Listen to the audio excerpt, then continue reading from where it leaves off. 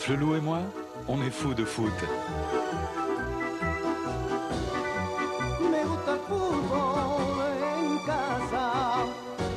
On est fous de Daflelou. Bonjour, j'espère que vous avez bien dormi pour vivre avec nous depuis le National Stadium de Tokyo la finale de la Coupe intercontinentale entre les Brésiliens de São Paulo, détenteur du trophée, et le Milan AC qui vient à Tokyo pour la première fois en tant que leader unique du Calcio. Match qui sera forcément important pour Marcel Desailly. Nous devons gagner cette coupe pour Desailly, dit par exemple Baresi. Desailly, l'ancien Marseillais, alors que le Milan a emporté 3 fois ce trophée. Jean-Pierre Papin le verrait bien d'ailleurs dans la vitrine des Rossoneri avec un premier ballon là pour le Roumain Raducciu. Massaro qui a repris. Les Milanais qui sont tout de suite à l'attaque avec un ballon sauvé de justesse par Donadoni. Les joueurs de São Paulo bien sûr en blanc. Marcel Desailly pour son premier ballon. Costa Curta vers Desailly qui reprend Albertini. Et monopole total du ballon, de la possession du ballon côté Milan AC en début de partie.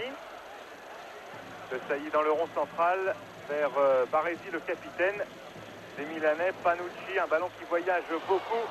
De la tête Donadoni pour Raducciu et finalement Joël Quignou, l'arbitre de ce match, siffle un coup franc. Oui, 3 Français sur la pelouse aujourd'hui. Joël Quignou, 10 ans après Michel Vautreau qui avait arbitré Grêmio Hambourg en 83 et puis bien sûr Papin Desailly. C'est la première fois, si le Milan AC l'emportait, enfin c'est la première fois déjà, que 2 Français sont sur cette pelouse de Tokyo pour la finale intercontinentale. Touche pour Christian Panucci, l'ancien joueur du Genoa, qui s'impose petit à petit dans cette équipe du Milan. Au poste d'arrière droit, tête de Ronaldo, Desailly, Cerezo.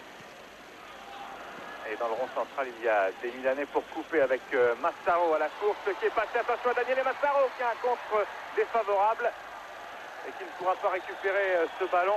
Maldini resserre vers Cafu. Voilà, Daniele Massaro qui, c'est pas ta fiche, hein, là c'est bien sûr le temps. Pourquoi 11h du matin? Bah oui, c'était il y a 1 heure, parce qu'il est midi à l'heure actuelle à Tokyo, c'est une heure un petit peu inhabituelle. L'heure est encore plus inhabituelle pour vous évidemment, puisque ce match se déroule à 4h du matin et que vous pouvez le suivre plus raisonnablement à 8h. Avec Franco Baresi, capitaine à la recherche d'une 10e coupe, il a déjà gagné 9 coupes. C'est-à-dire pas 9 trophées, parce qu'on compte pas dans les coupes bien sûr les championnats ou autres, mais 9 coupes avec le Milan AC. Bon, bien sûr, 2 coupes d'Europe des clubs champions et 2 coupes ici à Tokyo. Et évidemment, c'est l'inverse pour Jean-Pierre Papin qui n'a guère qu'une coupe de Belgique et une coupe de France comme victoire dans des finales de coupe. Et qui a surtout perdu 2 finales de coupe d'Europe des clubs champions. Qui donc considère ce match comme extrêmement important dans sa carrière.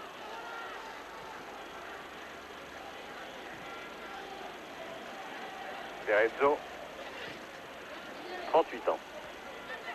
André, parti sur son aile gauche, interception Panucci, Desailly, Donadoni et un ballon gagné par Ronaldo, Cerezo encore.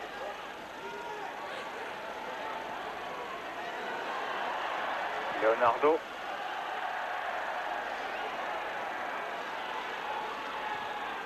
Vigno a servi à droite. Attention au pressing de Maldini. Et bon retour de Massaro. Les joueurs milanais privés de pas mal de titulaires. Oui, et première incursion de Cafu, c'est ça qui a déchaîné le plaisir du public, car c'est la star de l'équipe et il appelle encore le ballon là-bas. Très offensif Cafu. Et Baresi, vous l'avez vu au passage, donnant les instructions comme toujours à sa défense de remonter peut-être plus vite dans le terrain, que Maldini et les autres savent faire parfaitement depuis X années, que le Milan AC a la meilleure défense du monde à coup sûr. Papin qui est en avant de Jean-Pierre Papin, sanctionné par Joël Quignou. Un Papin qui tient absolument à réussir ce match et à remporter cette coupe intercontinentale. Remonté hier à l'entraînement Jean-Pierre Papin. Touche au profit de Daniele Massaro vers Rado Choyou qui était bien pris. Alors il faudra prendre un petit peu plus d'élan et envoyer loin cette balle vers De Sailly. Interception. Et re-interception de De Sailly au pressing. Alors que lui, c'est un véritable monstre, même par rapport à De Sailly. C'est Ronaldo. C'est un international d'ailleurs, qui faisait partie de l'équipe de l'an passé, qui avait remporté avec São Paulo cette coupe. Et il joue stopper, enfin défenseur central, puisqu'au Brésil, on évolue pour la plupart des équipes sans libéraux, même si Ronaldo est plus marqueur que Valbert. Cafu qui tente une incursion, encore balle au pied, qui essaye de se jouer de Maldini, qui peut resservir Franco Baresi. Longue balle vers Papin et Ronaldo a le dessus, Valbert. Encore Ronaldo. Tête de Maldini dans le rond central, Rado Choyou qui est l'homme en forme du Milan en ce moment. À la pointe de l'attaque. Et coup franc. Ouais, il a tort de contester Miller, car deux pieds décollés du sol, ça donne un tacle dangereux, même s'il n'a pas touché l'adversaire en l'occurrence. Et Baresi demandait du soutien, il a servi Paolo Maldini, centre contré. Oui, une équipe du Milan privée de pas mal de joueurs, Van Basten bien sûr, qui se repose à Amsterdam et qui cherche toujours à se soigner. Peut-être un voyage en Amérique bientôt. Il y a Laudrup, Stefano Eranio, Boban, Marco Simone, Carbone, ça fait beaucoup de monde, sans parler de Gianluigi Lentini qui fera sa rentrée en Coupe d'Italie contre Piacenza et contrôle de la main. Ouais. Ce qui compte, c'est ceux qui sont là et ceux alignés par Fabio Capello qui avait un choix de 4 étrangers pour cette partie. En fait, le choix a été restreint un moment parce qu'en discutant avec Baresi, Savicevic a raconté son expulsion ici même il y a 2 ans contre Colo-Colo avec l'Étoile Rouge. Et Baresi, du coup, s'est dit, ah bon, mais il a été demandé à la direction du club. On a fait les démarches, c'est le Milan AC qui a fait les démarches auprès de l'UEFA pour être au courant. Et l'UEFA lui a dit, bah oui, à ce moment-là, il est suspendu. Et ça, on l'a appris côté milanais après le départ, c'est-à-dire Savicevic était déjà ici. Et puis l'UEFA s'est réunie et finalement, ils ont décidé le contraire après une délibération. Et donc Savicevic a été requalifié, mais en attendant, Fabio Capello avait donné son équipe avec 3 autres étrangers. Et donc, Savicevic est là, mais dans la tribune. Albertini.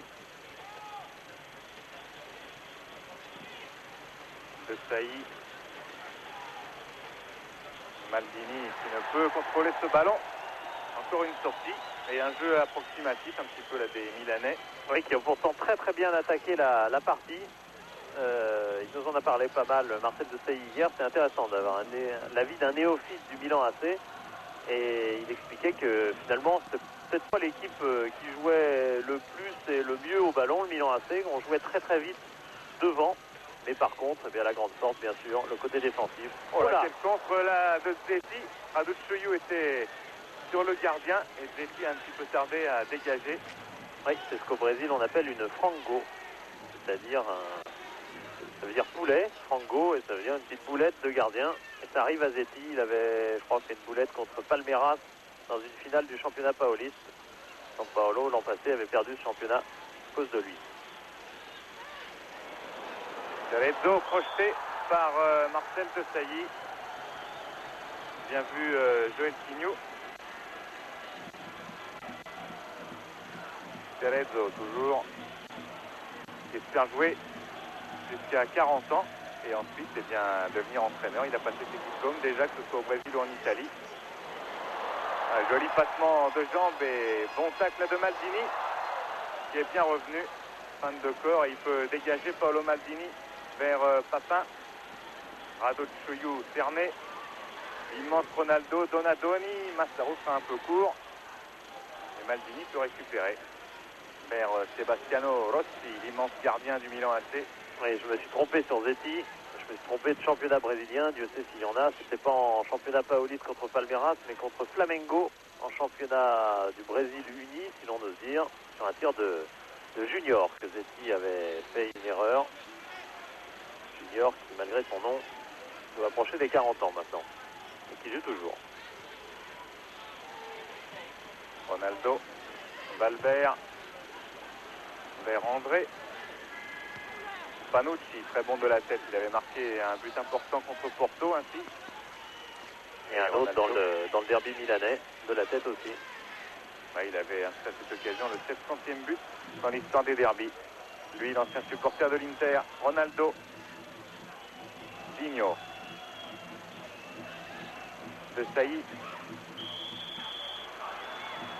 Et Marcel de Sailly qui s'écroule. Ouais, il a pris un coup derrière sur le tendon, tout simplement. C'est André qui est sorti de la défense. Il pourrait donner ce coup à De Sailly, milieu de terrain dans cette équipe. On a surpris plus d'un, mais il rappelle qu'il a joué un an et demi à Nantes à ce poste et encore quelques matchs à Marseille, par exemple son dernier à Lyon. Donadoni vers Raducioiu, reprise de Raducioiu et parade de Zetti qui était bien sur la trajectoire de la balle. Il ne s'est pas fait surprendre par le rebond. Maldini essaye de passer et il s'est fait contrer. Ouais, Raducioiu qui est l'homme en forme effectivement de l'attaque milanaise. Qu'on dit plus trop performante, c'est vrai que le Milan en Coupe d'Europe et en championnat a marqué à peu près 2 fois moins de buts que l'an passé. Mais enfin, c'est vrai que le début de saison de l'an passé, avec notamment un grand Van Basten à ce moment-là, était assez exceptionnel. Mais si le Milan AC peut-être pas au mieux offensivement, et on aperçoit les qualités de Raducioiu et les qualités d'accélération du Milan AC en ce début de match. Davantage en tout cas qu'au niveau pauliste. C'est Cafu là qui est touché. Arrière toujours très offensif. Oui, il a même joué, il a commencé sa carrière milieu, il a joué attaquant. Panucci de la tête vers Papin, c'est André et retour de hors-jeu. Ouais. C'était juste, il y avait je pense un hors-jeu, mais c'était pas le joueur qui a reçu le ballon. Jean-Pierre Papin et ses 30 ans. Contrairement à son point à courir, il n'a pas fait beaucoup de courses lors de son séjour à Tokyo. Non, il l'a fait cet après-midi, après le match. Un petit peu d'électronique. Raducioiu est passé, il va pouvoir redresser ce ballon. Non, il a été poussé mais régulièrement par son adversaire direct, Valbert. Ah, il est un peu dans le registre de Jean-Pierre Papin. Ça peut devenir un concurrent dans un certain temps, Raducioiu pour Papin, car il joue un peu dans son registre, en appel de balle, en accélération, en appel en profondeur. Et dans la guerre des étrangers, ça peut jouer contre Papin si Raducioiu confirme toutes ses qualités. André qui est passé Donadoni. Balle piquée en profondeur pour finalement Costa Curta et Rossi. Cherche Maldini.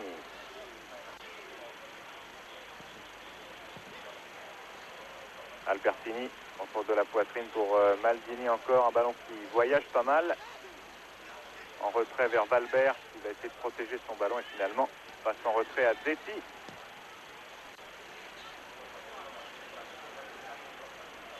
Baresi. Ronaldo. De Sailly. Vers Massaro. Long ballon de Massaro destiné à Jean-Pierre Papin. Et finalement,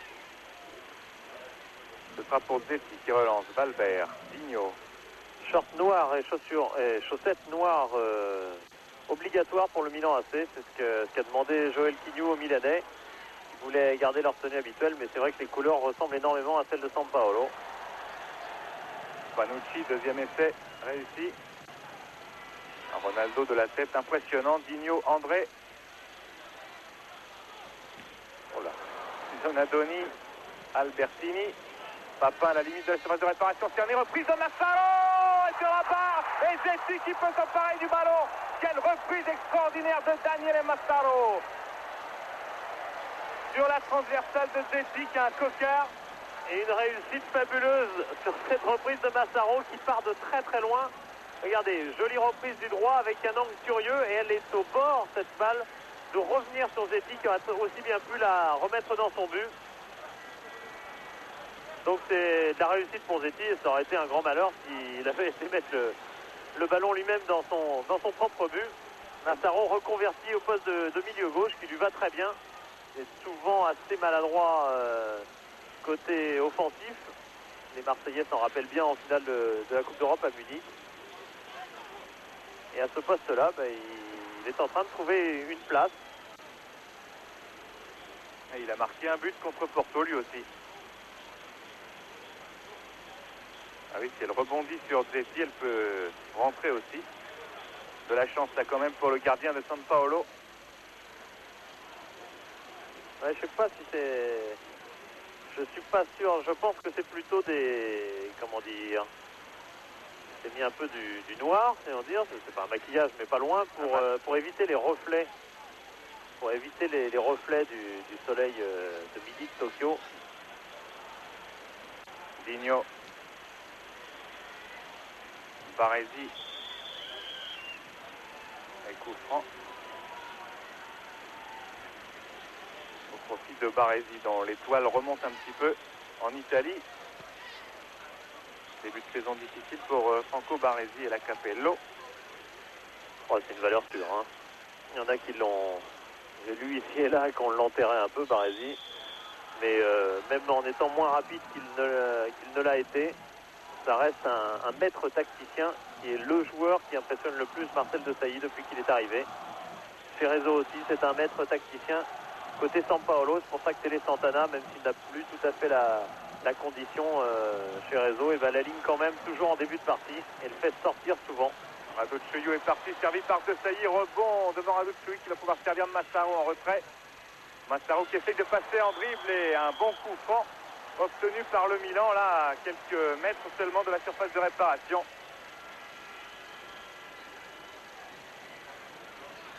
Avec Albertini qui peut tirer ses coups francs. Oh oui, il en avait mis un contre Naples d'une position à peu près similaire, comme c'était à la dernière minute. C'était intéressant forcément, c'était le but de la victoire. Beaucoup de chance pour Albertini d'être là car il souffrait aussi des adducteurs lui. Et finalement il a pu s'entraîner, il a pu être dans le groupe.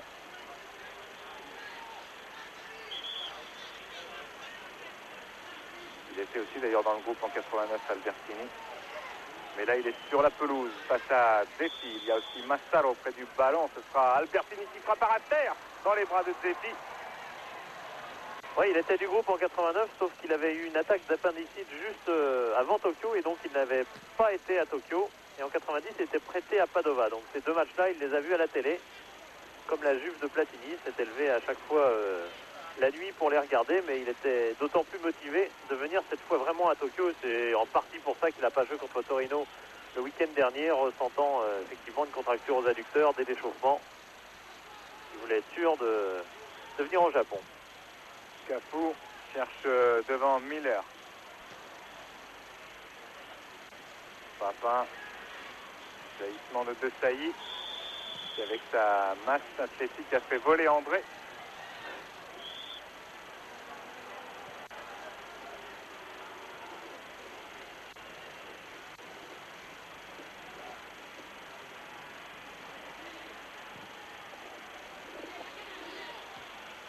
Massaro qui couvre pas mal de terrain. Maldini, c'est Raduccio. Raduccio face à Valbert.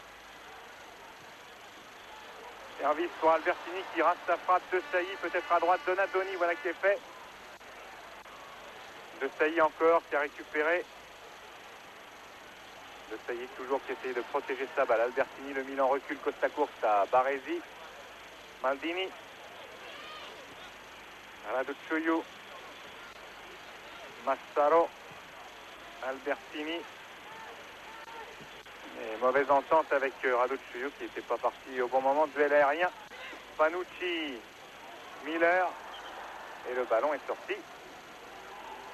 Miller, ça avait été le grand homme, hein, avec Rai, bien sûr, le buteur de la finale de l'an passé. Mais Miller avait vraiment fait un festival face à Ferrer, le Barcelonais, offrant notamment le premier but à Rai.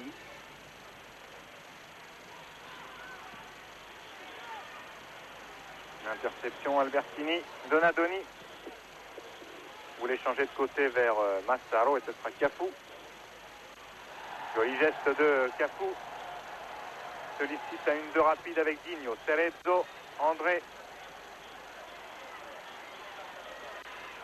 Appel là-bas de Cafu à droite. Centre à de Cafu, Digno et but. But de Digno, superbe. Et tout ça encore grâce à Cafu. Et action extraordinaire du côté de São Paulo. On l'a vu partir de très loin. Et c'est arrivé, c'est ça qui est le plus exceptionnel, car c'est parti d'une transversale magnifique jusqu'à Cafu. En première intention tout de suite pour Palinha, le buteur de São Paulo. C'était le meilleur buteur de la Copa Libertadores de l'année précédente, celle de 92. Et regardez comme il a été vite au premier poteau pour prendre à contre-pied Sebastiano Rossi. C'est un joueur magnifique, Palinha. Là, il a prouvé surtout son talent de buteur. Mais c'est vraiment un joueur très fin. Et c'est sûrement pas par hasard que c'est tombé sur lui ce but qui met le Milan AC dans une situation relativement spéciale pour le Milan AC qui est rarement mené quand même. C'est juste arrivé, je crois, 2 fois cette saison contre Naples et la Juve. Et 2 fois, Milan est revenu. Alors, Palinha qui aura 26 ans mardi. Et 1-0 pour São Paulo. Il avait marqué un but contre Flamengo. Attention à la réaction quand même des Milanais avec Raduc Chuyuk qui traîne toujours aux abords de la surface. André. Il fêtera son anniversaire à Mexico, alors Palinha. Puisque dès demain, 8 internationaux de São Paulo s'envolent pour Los Angeles, puis Mexico, où il joue mercredi, je crois, ou jeudi. Mercredi. Un match international, Mexique, Belgique, Brésil, pardon. Regardez ce centre de Cafu. Valbert. La rapidité d'exécution du centre, c'est toujours une phase décisive. Surtout quand ça a la précision d'un Cafu qui, je vous le disais au début, a souvent été placé par Télé Santana, que voici au poste d'attaquant cette saison, notamment quand Miller était blessé. Attention, le revoilà Cafu, cette fois Maldini.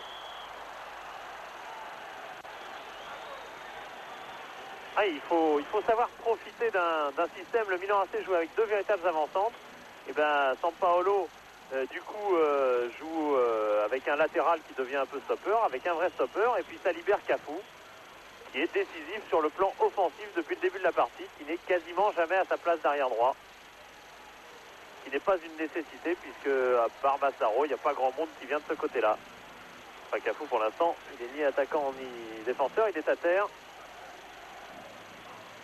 Jeune, 23 ans, Cafu. De toute façon, on le connaîtra mieux très bientôt parce qu'il viendra forcément en Europe. C'est prévu, son contrat se termine après ce match-là.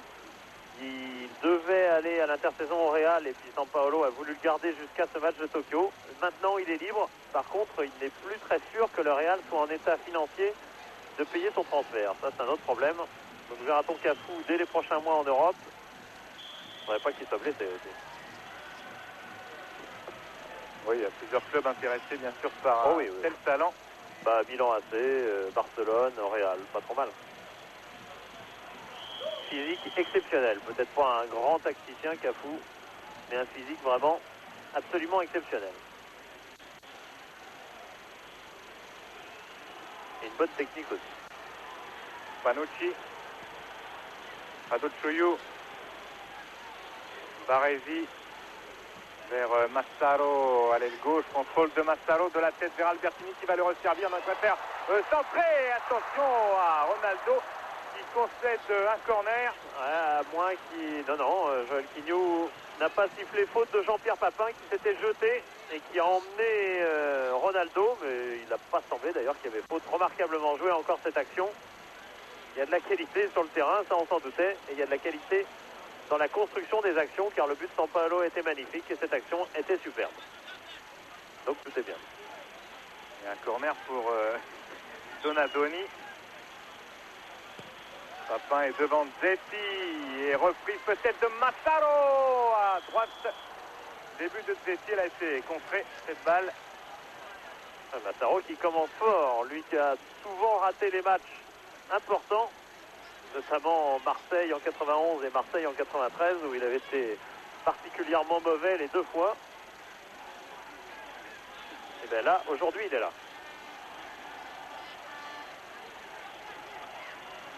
Et encore, bien sûr, Donadoni au corner. Et Raducciu était juste derrière André. Touche encore pour Massaro. Et tête de De Sailly, c'était bien fait. Monté dans la surface de réparation. Rossi, Baresi, qui a évité le match nul à son équipe l'autre jour contre Torino. Un tacle superbe sur Aguilera qui s'apprêtait à frapper. Et encore un coup franc pour le Milan.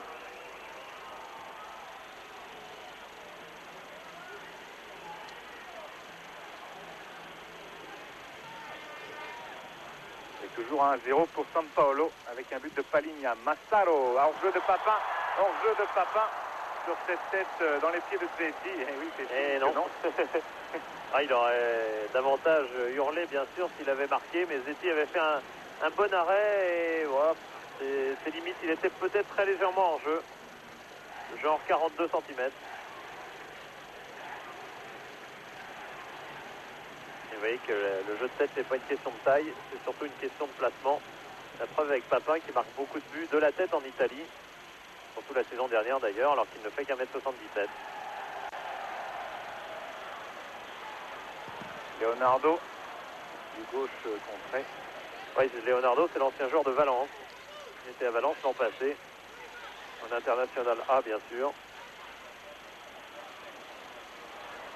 Et un bon contre la tenaille de Sailly Panucci. Donadoni. Cerezo.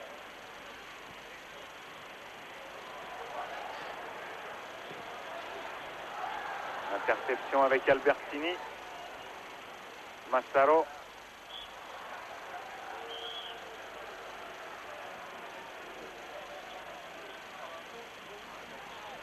Maldini.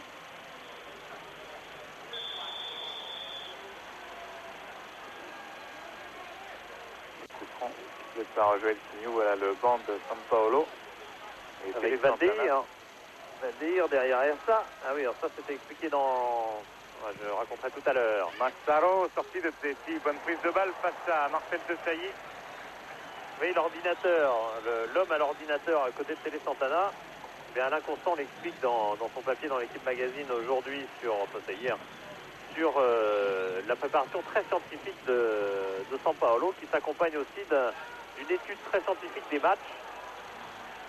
Tout est saisi par ordinateur comme chez nous par nos statisticiens, mais là à l'usage évidemment de l'équipe. Donadoni, Panucci. André à l'interception. Cerezo. Et un ballon qui sort. Et puisqu'on voit une mauvaise passe et que c'était pour Cafu, et bien par exemple cette étude systématique informatique a conduit Télé Santana à faire travailler à Cafu ses passes et paraît-il il a réduit de la moitié ses erreurs en passe grâce à ça. Il ne fait plus que 2,5% d'erreurs sur des passes. Statistique fournie par le Dow Jones bien sûr. On peut voir le foot comme ça aussi. Il est certain que l'étude scientifique n'est certainement pas inutile, notamment à San Paolo ou sur le plan médical par exemple. On est extrêmement évolué. Donadoni, Panucci, Raducciu, Cerezo, Maldini, Baresi, Maldini,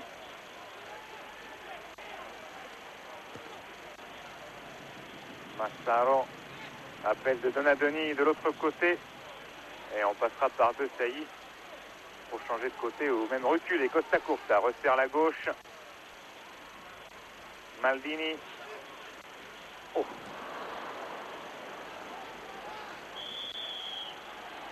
Et encore un coup franc au profit de Baresi, gêné dans sa volonté de dégager. Massaro contré et touche. Depuis le début du Milan. Paligna est un peu surpris car à chaque duel avec Baresi, c'est lui qui fait faute, enfin c'est lui qui est sifflé. Et connaissant Baresi, il doit y avoir un petit peu de malice là-dessous. Baresi, voilà à la droite, Panucci, André a devancé le jeune Panucci, Costa Curta. Oui, ça fait 10 minutes qu'il y avait hors-jeu, retour de hors-jeu quand même de Miller.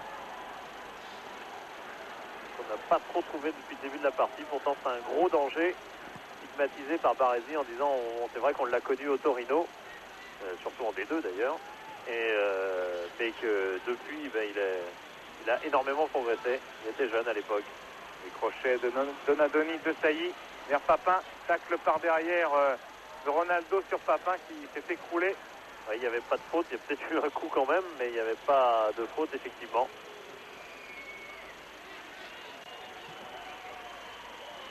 Et une demi-heure de jeu, et pour l'instant, San Paolo, déjà vainqueur de Barcelone, mène devant le Milan AC, c'est deux sacrées références.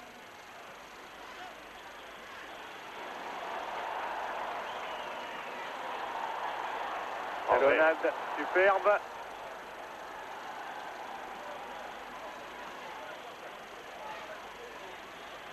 Cerezo. André, attention à Miller. Centre du gauche et Rossi. Et là, C'est relativement irrégulier, elle est irrégulière la démarche de San Paolo, mais sur quelques actions, c'est remarquable. c'est là-bas que ça se passe. Les Japonais sont très attentifs, c'est surtout les Européens qui se laissent distraire. Il y en a des Européens dans le stade, notamment ceux qui jouent dans la Ligue japonaise professionnelle, qui se développe considérablement, qui marche très fort. Beaucoup de spectateurs. Et Pierre Littbarski nous disait avant le match qu'il avait retrouvé son enthousiasme ici et que c'était vraiment un sport qui commençait à bien s'ancrer dans le pays. Centre de Panucci, tête de Sailly au-dessus. Surtout coup de pied arrêté, eh bien on voit Marcel Desailly monter aux avant-postes. Son jeu aérien était particulièrement intéressant pour le Milan AC, qui a une charnière centrale qui, avec Costa Curta et Baresi, qui sont pas grands, qui sont en dessous du 1,80 m. Je ne peux pas dire que Milan AC avait une faiblesse vraiment de ce côté-là, mais enfin c'est un renfort appréciable. C'est d'avoir Desailly juste devant, à ce niveau-là. Panucci dégage. Radocchio.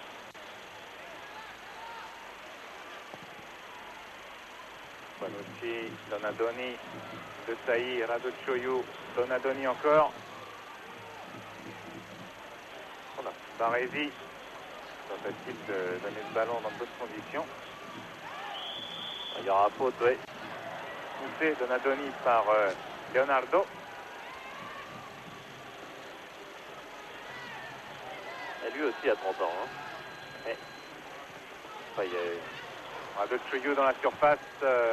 Centre et Lobé, Cafoum et Massaro aussi. Oui, c'est histoire de dire que les têtes connues du Milan AC ont un peu vieilli, forcément, mais qu'il y a eu justement cette année un gros rajeunissement tout de même, avec par exemple Panucci et Radocchio, par exemple. Et Desailly. Cerezo.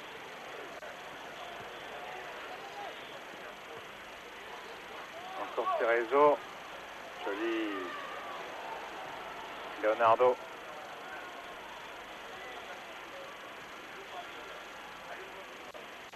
Valbert. Ouais, c'est bien fait avec Leonardo à gauche, Miller. André monte. Miller recherche l'axe, Valbert. Une de sollicité et va le piquer dans la surface de réparation. Dégagement de Panucci, Donadoni aussi. Ronaldo de la tête. Toujours très sûr. Valbert. Ça joue. Ah, ça joue bien, ça joue Ouais. bien. Remarquable passage de San Paolo. La régularité est milanaise, mais le génie est brésilien. Privé de ballon les Milanais et Panucci concède la touche. C'est ce qu'avait dit d'ailleurs Télé Santana. Il avait dit le Milan AC sera plus dur à battre que Barcelone, car Barcelone est une équipe plus technique. Par contre, le Milan AC de Capello, eh bien, c'est la capacité individuellement et collectivement d'être toujours au plus haut niveau sur 90 minutes. Cerezo a cherché Cafu et au rebond, il y a Rossi qui est là. Massaro. Bousculé. Tentait de jouer vite ce coup franc. Daniele Massaro. De Sailly. Massaro qui aime bien la France et le français. De Sailly. C'est à cause d'Alési. Enfin, grâce, mon copain, Jean Alési. C'est un passionné de Formule 1, Massaro. Maldini.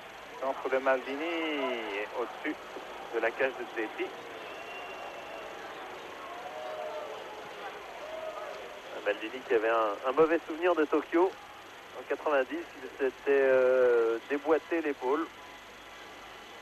Ici, en première mi-temps. À peu près à cette minute-là.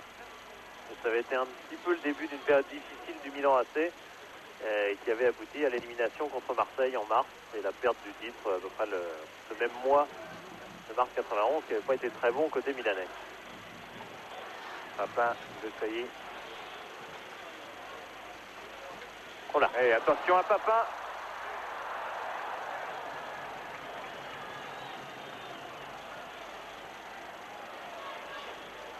Albertini vers Maldini. Tenté grand pont, réussi, mais Balbert est en couverture. Il peut dégager son camp. Ce sera une touche.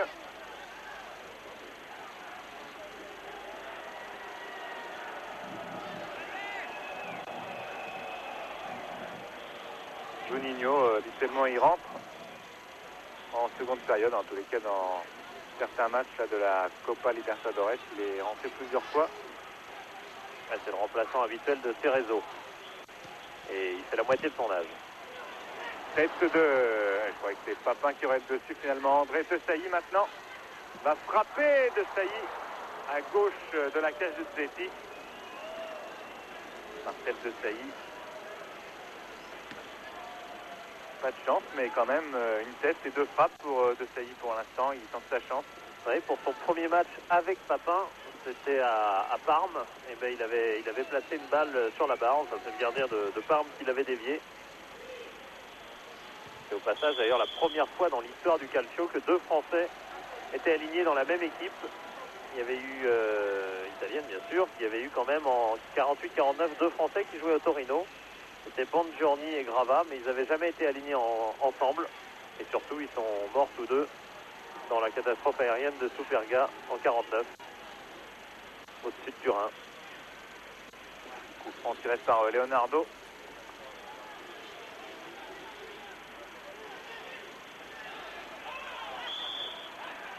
Il va falloir quand même donner ce ballon. Donadoni. Papin. Et marqué de trop près, estime Joël Signou, et faute. Le Milan se rapproche. Massaro, servi par Donadoni. Raducioiu. Massaro.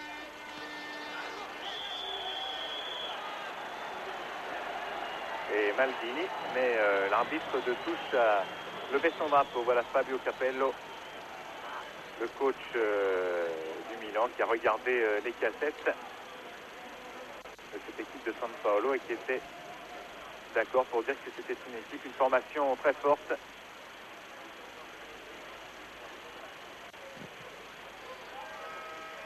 Marcello.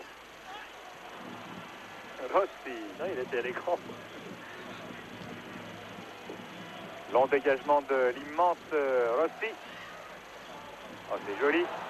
Vers Miller, mais c'est Baresi qui a le ballon. Panucci. Bien arbitré car le ballon a touché le dos de Panucci avant de sortir. Et Panucci s'était élevé un peu au coup franc. André, contré par Donadoni. Intéressant ce jeune André, 19 ans, qui a été repéré par Capello parmi les bons joueurs du Milan de San Paolo. Cafu, Paligna, Miller, mais aussi André. Voilà ce qu'il a cité. Les 3 premiers on connaissait, pas celui-là. Raducioiu, Massaro est parti, Raducioiu cerné comme d'habitude. Et le ballon enterré. Et un ballon milanais. Enterré par Doriva, qui est un nom diminué, comme souvent avec les Brésiliens, mais enfin son vrai nom c'est Dorival, alors c'était pas bon. Raducioiu. Pour un L, c'était pas une diminution bien importante. Oui, c'est Raducioiu qu'on devrait réduire un peu. Oh, ça va, Ce serait plus simple. Cafu, heureusement qu'il a été réduit, lui. Oui. Marcos Evangelista de Moraes. Panucci. Papin. Faute, oui, bien sûr. Faute de Doriva, justement. Un de ces jeunes formés au club. Sur Jean-Pierre Papin.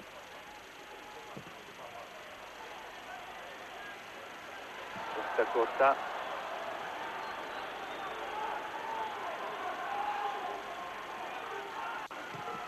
Dégagement de Rossi. Miller qui passe beaucoup de temps dans des accrochages. Il n'a pas le dessus depuis le début de la partie. De Saïd de la tête, pas mal. Et en avant de Costa Curta, mais Leonardo a servi Miller. Position d'ailier gauche face à Panucci. Ouais, bien joué, il y avait risque de hors-jeu, il a préféré mettre derrière. André Massaro. Cerezo. Tranquille. Un ballon en profondeur intelligent. Mais Maldini est en couverture et commet une petite obstruction. Oui, une obstruction intelligente. Le métier, bien sûr.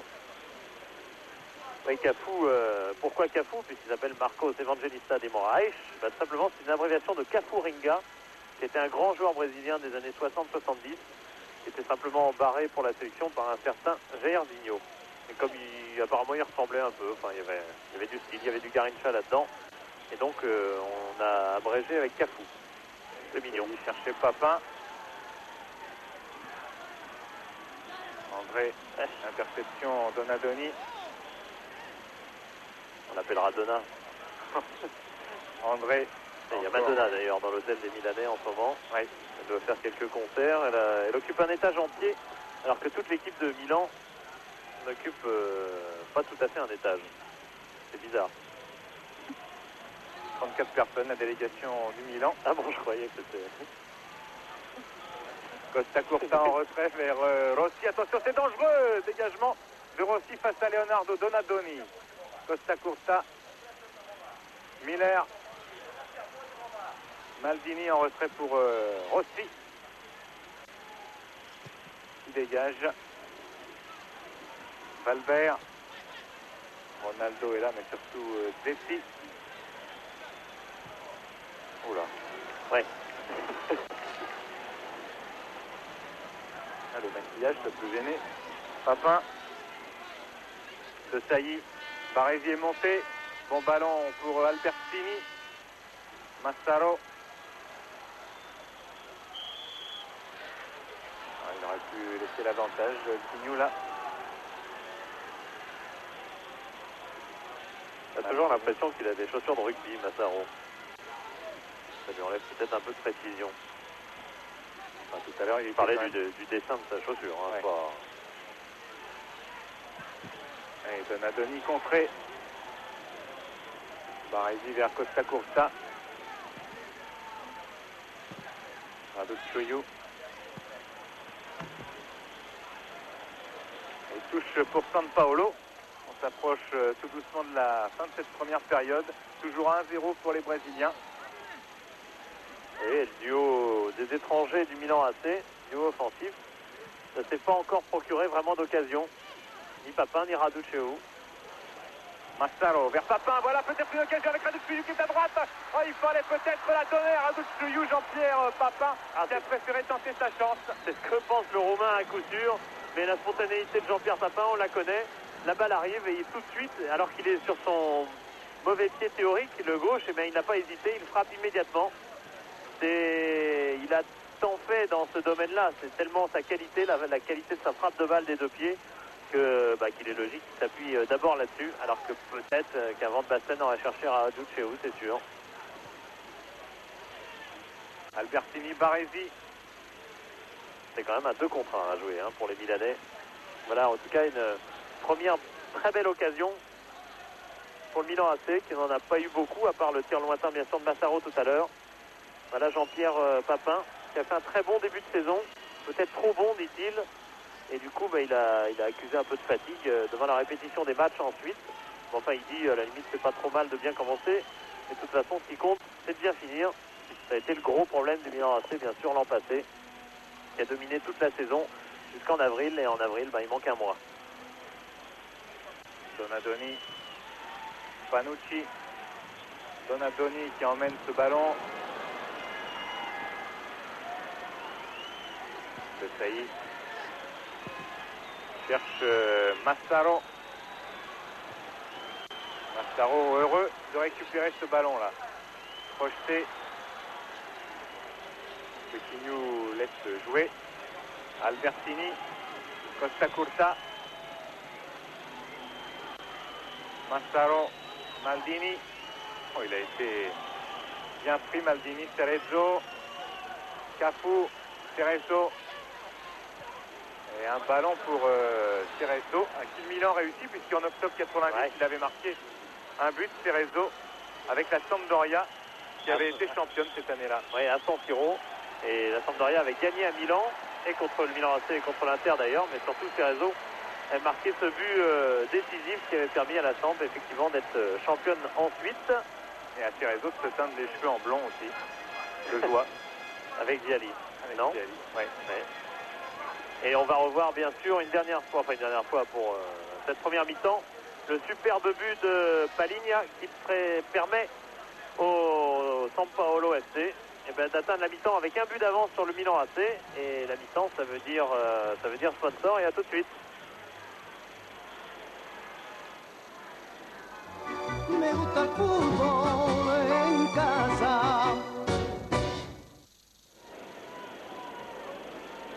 Deuxième mi-temps avec pour mission, bien sûr, du côté milanais de réduire le score, et San Paolo avec toujours Toninho Cerezo qui est dans le rond central avec le buteur Paligna. C'est-à-dire qu'il n'y a eu aucun changement. Cerezo va peut-être passer l'heure de jeu. Miller face à Panucci qui va essayer d'éloigner le danger. Multiplication de beaux gestes, et finalement, c'est pas une touche concédée. Petite fantaisie assez rare au Milan AC. Marcel Desailly nous l'expliquait hier. Derrière, ils ont quasiment jamais de bonnes sorties. Ils restent toujours derrière. Tactiquement, c'est ainsi qu'est conçue l'équipe. Et s'ils ne donnent pas juste devant, ils balancent. Leonardo.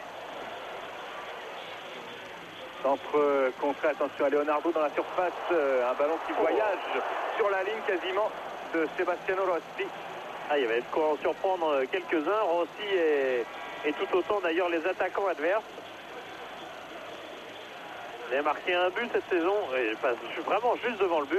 Mais Paligna pouvait très difficilement s'attendre à ce petit exploit de Leonardo. Un but contre Flamengo en finale de la Supercopa à Rio, au Maracana. De Saïd vers Donadoni. Ça avait fait 2-2 à l'aller, 2-2 au retour. Et victoire au tir au but de San Paolo. Avec un pénalty décisif de Miller. Parce il y a pas mal de compétitions au Brésil. Ils en ont déjà acquises 2 cette année. Enfin, au Brésil. En Amérique du Sud, la Libertadores, et cette Super Copa. Et la Recopa aussi. Ils ont 3 coupes cette année déjà. Et ils sont pas loin de la 4e. Une mi-temps encore. Cerezo, contré par Massaro. Cafu. Ligno, Costa Curta de la poitrine vers Baresi. Qui balance. Panucci.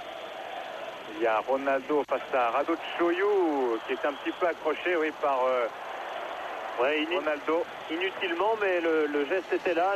Joël Quigno était bien obligé de siffler cette faute de Ronaldo, qui est un petit peu paniqué à la suite de sa première bévue. Et coup franc pour Donadoni.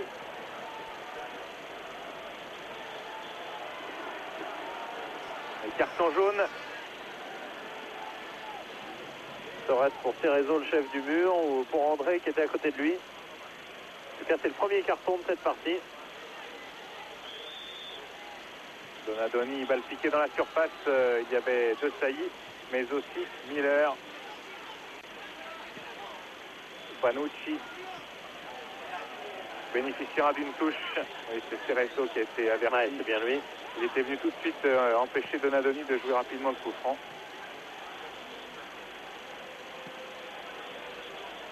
Longue touche dans la surface de réparation. André de la tête. De Sailly intercepte. Attention avec un tir à but de Daniele Massaro qui marque et qui ainsi égalise pour le Milan. Et Fabio Capello, il doit être heureux intérieurement parce qu'extérieurement ça se voit pas beaucoup, mais Massaro a réussi là un beau but. Il y avait deux Milanais complètement esselés dans la surface de réparation face à Zeti, et Massaro qui égalise. Une invraisemblable bévue de la défense brésilienne, car vraiment c'était une balle aérienne qui présentait pas de danger particulier. On va la voir à la suite de cette balle repoussée. Balle aérienne de Marcel De Sailly. On parlera pas quand même de passe décisive, car vraiment c'est hallucinant que la défense brésilienne se soit totalement arrêtée, n'ait pas joué vraiment ce ballon. Regardez, il n'y a aucun danger. Raduceu n'est pas démarqué au départ, Massaro pas plus. C'est simplement que tout le monde s'arrête. Mais ensuite, Massaro assure une reprise correcte qui permet au Milan AC de revenir sur ce coup heureux.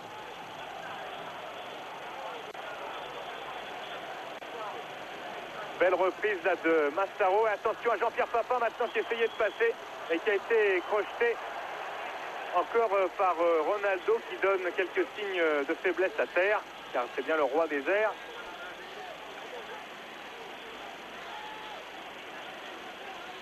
Formé à Monza, Massaro.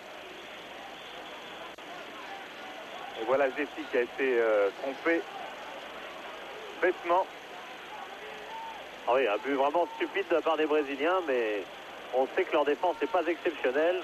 Même en Libertadores cette année, cela a été sensible. Il y a eu quelques défaites à l'extérieur.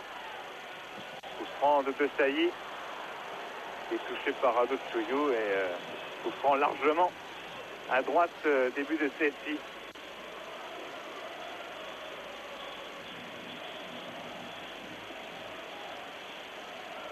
Ça s'appelle une frappe manquée.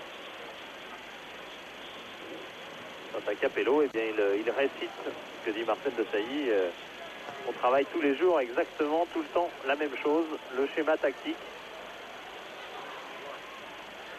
Oui, hors jeu, bien sûr.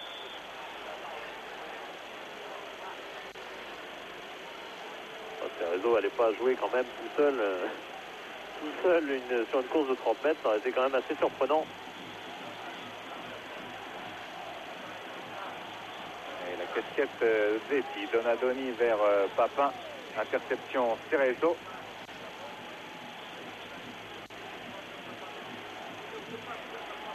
Papin convoitait ce ballon. Interception maintenant, Donadoni. Raduceu est parti dans l'axe, mais il y a aussi Papin. Et Massaro complètement de l'autre côté, à l'aile gauche.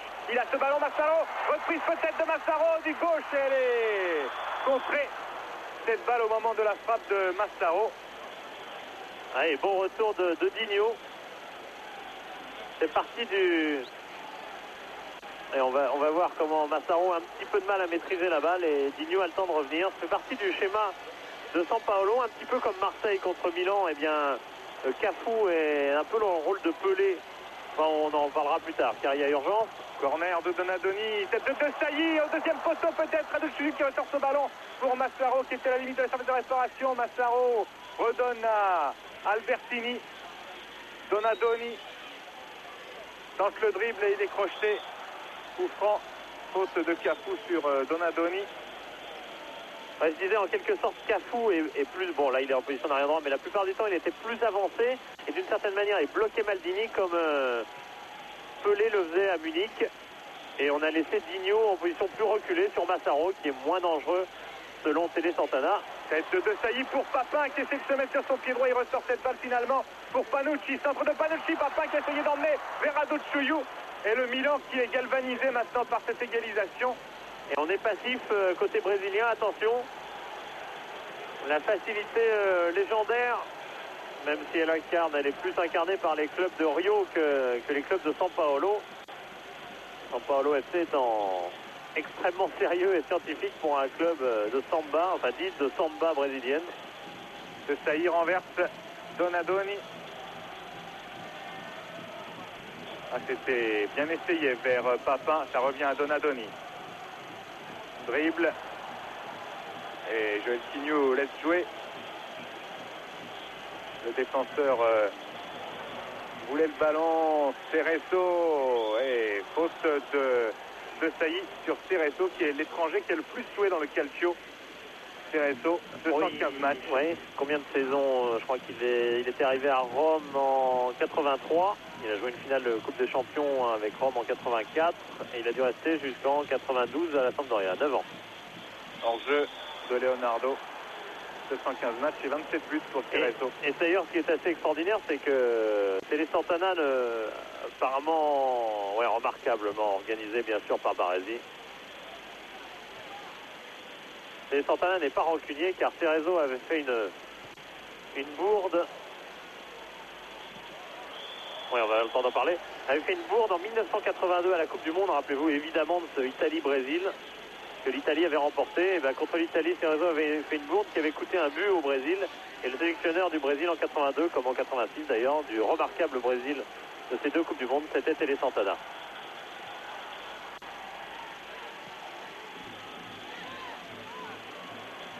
Donadoni. Panucci. De Sailly peut-être. Non, Panucci essaie d'y aller tout seul. Panucci s'avance et tire. Il a du culot. Hein.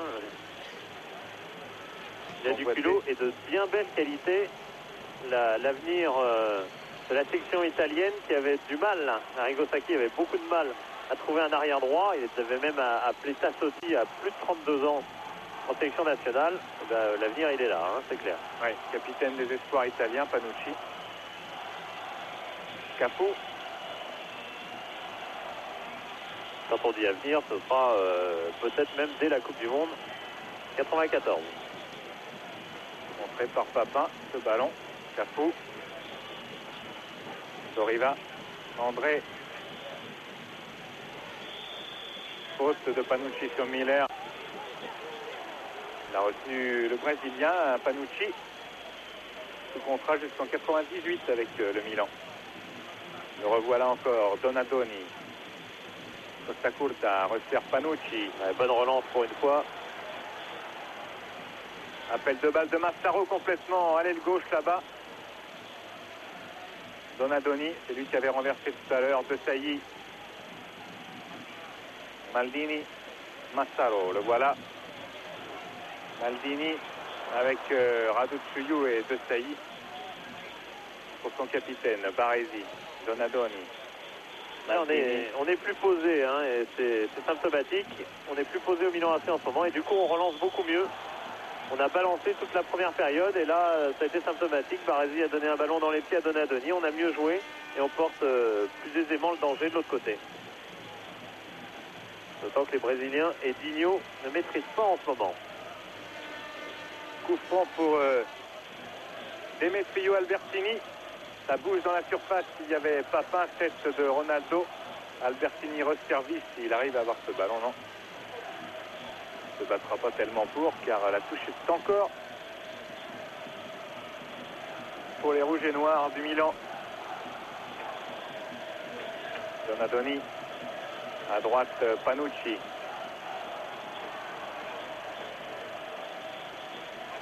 Face à Leonardo. Bien joué de Sailly. Maldini. Albertini contré. Il peut quand même pousser cette balle vers de Sailly. Encore Maldini sur la gauche. Maldini, Raducciu qui manque le ballon de peu, mais qui va quand même chercher Valbert.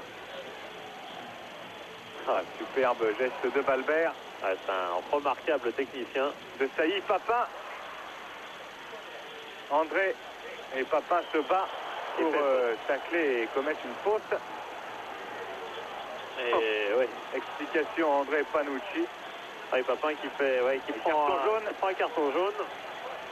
Voilà, un petit dialogue Papin-Quigno comme au bon vieux temps du championnat de France.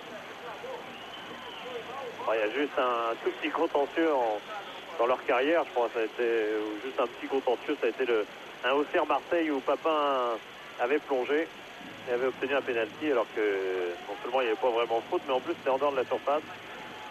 Et bon, quand on est arbitre, forcément, on se sent un petit peu piégé dans ce genre de situation. Ça ne veut pas dire que le rapport humain entre les deux hommes n'était pas bon.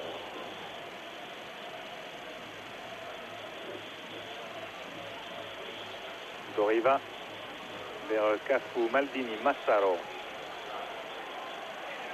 Massaro avec Raducioiu à droite. Il y a Papin qui est parti et il a poussé un petit peu trop loin son ballon. Raducioiu. Et un travail capital de Massaro dans cette rencontre. Ah ouais. Et là, il a fait encore un bon ballon. Et dommage que Papin ait cherché tout de suite l'appel en profondeur. Alors qu'ils auraient pu jouer à 1-2. Enfin, c'est ce que Raducioiu aurait bien aimé faire. Miller. Cafu était parti à droite de Sailly. Vers Raducioiu. Face à Valbert. De Sailly encore. Va chercher Papin peut-être, non. Panucci. Crochet de Panucci qui emmène toujours un petit peu trop loin son ballon, mais il a la chance avec un contre de Sailly. Massaro. Maldini.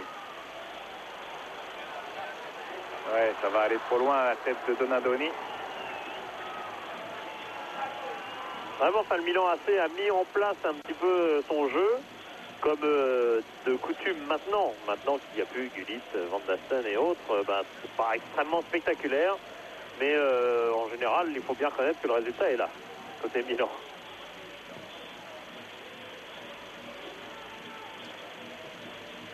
Ça court ça, attention à Panigna. Et Leonardo maintenant qui va centrer. Cerezo qui marque. Cerezo qui marque et qui bat. Rossi. Cerezo. Superbe but de Cerezo qui était en embuscade au deuxième poteau et qui n'a pas raté l'occasion. Et quel génie côté brésilien, car vraiment, dans l'ensemble de la partie, vraiment les Brésiliens ne font rien d'extraordinaire. Il y a eu quelques belles actions collectives, mais elles sont assez isolées. Et en un moment, en une action, il peut y avoir le génie. Il part de Palinhas, ce génie. Leonardo, superbe aussi. Et ce centre, il faut quand même les marquer. 2 buts à la défense du Milan AC. Il n'y a pas beaucoup d'équipes qui les marquent. Il y a eu la Sampdoria cette année, et puis ça doit être tout. Et dans l'ensemble des saisons, c'est assez rare. Et Cerezo, celui qui avait marqué ce but fabuleux donc à San Siro en 90, pour une victoire à 1-0 de la Sampdoria, il est encore là. Vous avez dit hier, je ferais une mi-temps un petit peu plus. Et voilà, un petit peu plus, on en sait plus. C'est au moins un quart d'heure, puisque c'est autour de la 60e minute qu'il a marqué ce deuxième but. Encore une action fabuleuse des Brésiliens. Le génie, il est de ce côté-là aujourd'hui, c'est sûr. La régularité, elle, est plutôt côté milanais. Alors suspense. Avec Panucci. Donadoni, et pour égaliser, le Milan doit continuer à être comme il l'est depuis la reprise. Donadoni qui va bénéficier d'un coup franc. Ah, Télé. Télé Santana, quel monument. Alors que, avec de nombreux titres, alors que Capello, à part des titres de champion, des super coupes d'Italie, mais il n'a pas les rendez-vous internationaux.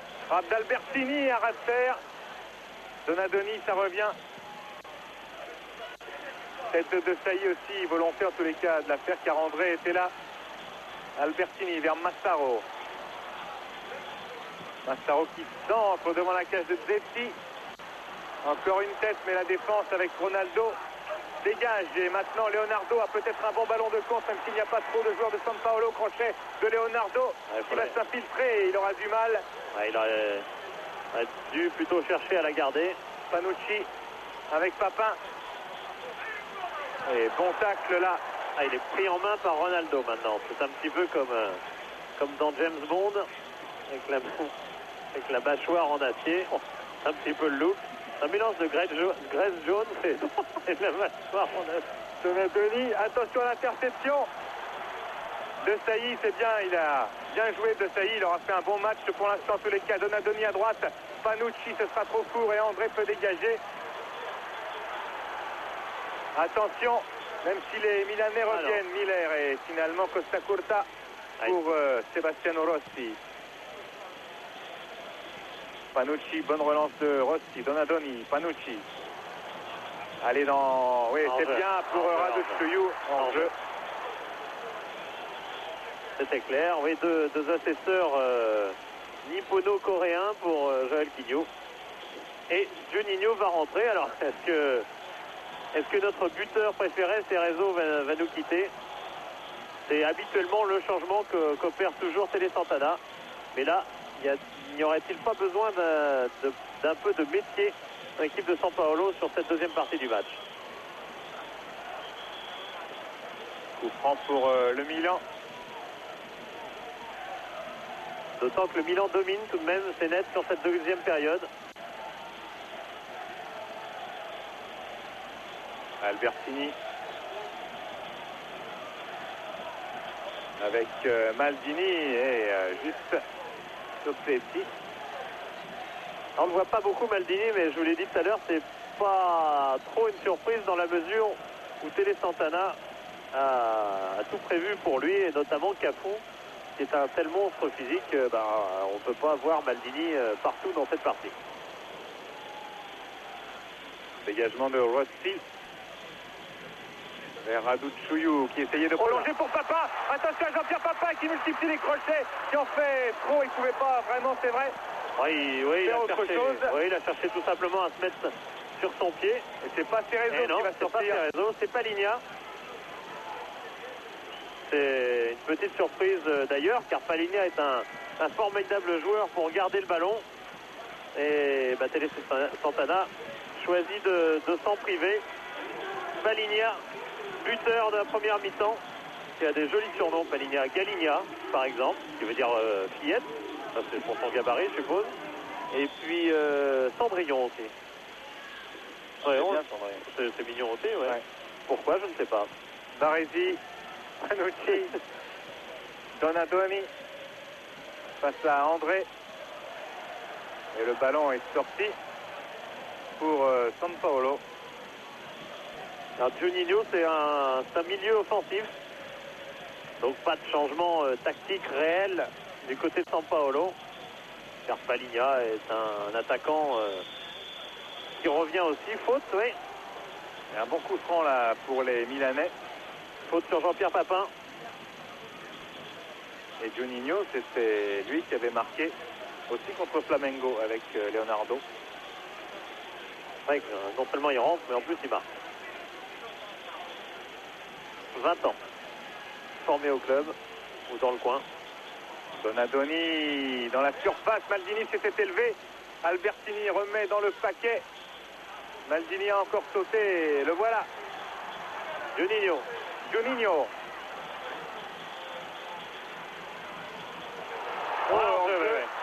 Il a mis du temps à lever le drapeau. Ouais, mais ça s'est passé tellement vite. Il a fallu un petit temps de réflexion. Et puis, non seulement ça s'est passé vite le 1-2, mais en plus, Baresi, avec son intelligence habituelle, ça va vite aussi le mouvement pour avancer. Enfin, il était nettement en jeu tout de même. Baresi vers Raducanu.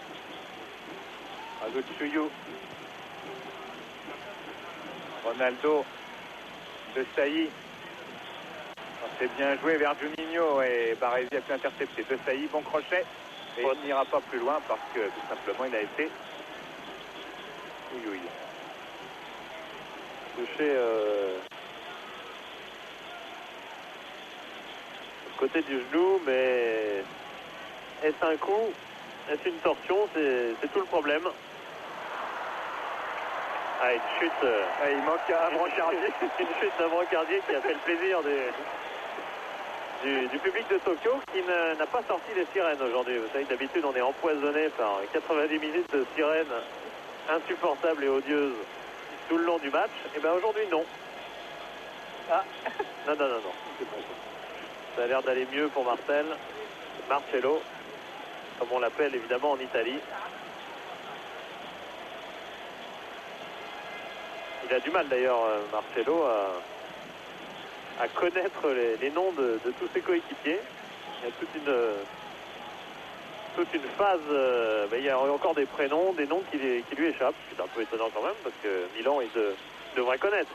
L'an passé, il était face à Milan en finale de la Coupe d'Europe. Il représente un peu l'OM aujourd'hui, bien sûr. Donadoni vers Massaro, remise de la tête de Massaro devant Zetti, et attention à Papa qui est en embuscade, mais il y avait aussi Cerezo, Valverde et compagnie qui étaient bien placés. Baresi, Juninho, Albertini vers Massaro qui emmène sa balle du droit. Massaro qui fixe son ballon, qui essayait de centrer, qui va finalement jouer le corner lui-même.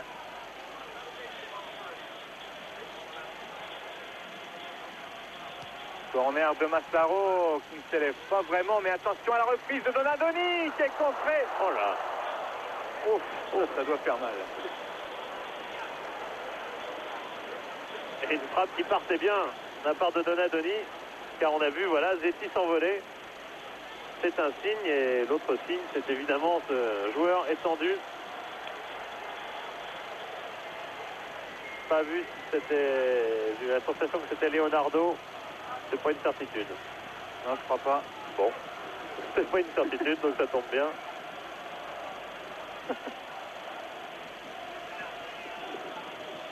Non, c'était Dorival. Dorival Guidoni Junior. C'est son nom. Résumé en Doriva. Et longue touche de Marcel Desailly.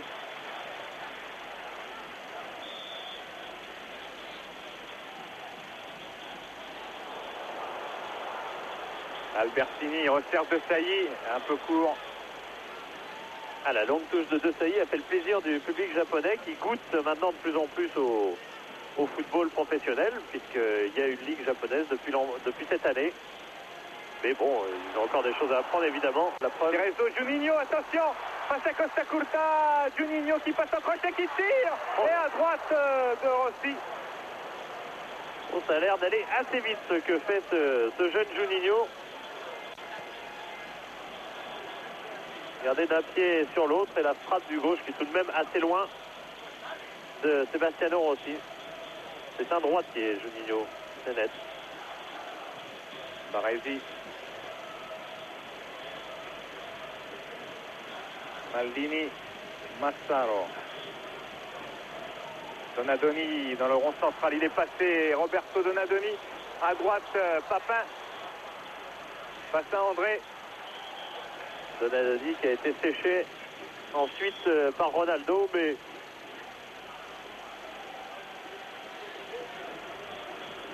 le Milan s'occupe maintenant d'attaquer essentiellement.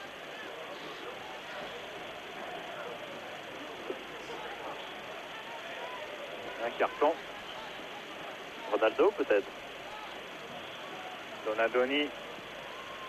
Centre encore, il y a Maldini, oui, il y avait Massaro au 6 mètres. Baresi, Albertini. Oh là, il n'a pas sauvé la touche, il a emmené ce ballon, pas pu freiner. Il n'est pas au meilleur, on le sent Albertini aujourd'hui. Massaro, lui, par contre, a du tonus. Et vers Donadoni, ça n'a pas marché. Juninho. On n'est pas maladroit côté brésilien, même si l'action ne se conclut pas. Et on Miller. cherche toujours Miller. On ne l'a pas encore vraiment trouvé depuis le début de cette partie. Lui aussi, on le retrouvera. Il y a des chances qu'on le retrouve en Europe. Après 3 années de Torino, il reviendra sans doute. La vitesse de Juninho. Ah, il n'a pas pu réussir son crochet sur Maldini et centrer après.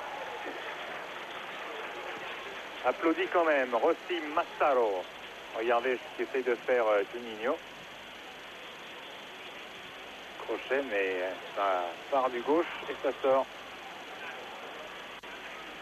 Desailly. Cerezo. Juninho, attention avec Miller. Il avait eu ce ballon. Oh, ça a failli passer. Failli passer cette passe tendue et très très bien dosée de Juninho entre deux Milanais. Bon, c'est pas passé ensuite, mais il y a eu le coup franc. Bon coup franc. Vous avez vu le gabarit, hein, 67 pour 58 kilos. Coup franc pour Rai.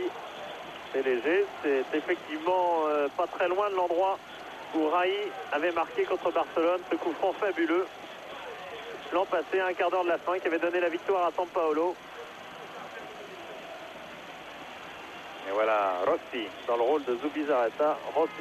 qui est resté invaincu pendant pas mal de temps au début de saison, mais il n'a pas pu égaler le record détenu par Reginata en 66, le gardien de Cagliari, invaincu pendant 712 minutes. Et Juninho et Leonardo Et gauche. avec Leonardo du gauche. Et bonne parade de Rossi, 1m94, il avait bien bouché la lucarne. Bon tir quand même de Leonardo. Et elle était bien placée, il y a cru Leonardo. Massaro qui arrive à toute vitesse. Juninho qui a porté beaucoup. Et qui la porte trop aussi peut-être un peu la balle. Voilà, Rossi dans la doublure et Mario Yelpo. Très proche d'ailleurs. En niveau. Ah oui, il est bon Yelpo. Ça sonne comme une pub.